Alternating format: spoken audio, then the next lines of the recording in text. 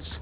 So that magnetic base, I was kind of concerned thinking it wasn't going to be strong, but golly, is it strong. Like, I wasn't expecting to have to yank this thing off to get it to come off. So if you're going to leave it on permanently, that's really fantastic. I have it here on the undercarriage, the bumper, if you would, of my trailer. But you, of course, might want to mount it a little bit higher, especially if you're going to leave it on there forever.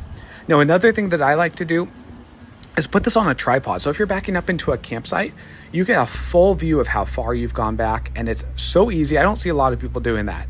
Now, to see out of it, I have this on the bumper and the tripod. All you got to do is plug it into the cigarette outlet and hit on. I did no other configurations. And because I have it on that tripod, that view on the left, you can see my truck backing up, which is why my camera is also shaking.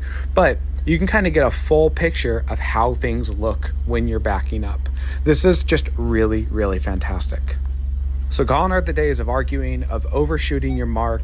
This is just really great. And here I've moved one of the cameras to the actual tailgate, and you can see how clear and easy it is, even though I'm holding the camera, to get the trailer positioned exactly where you need it so that you can lower up and hitch up without a problem.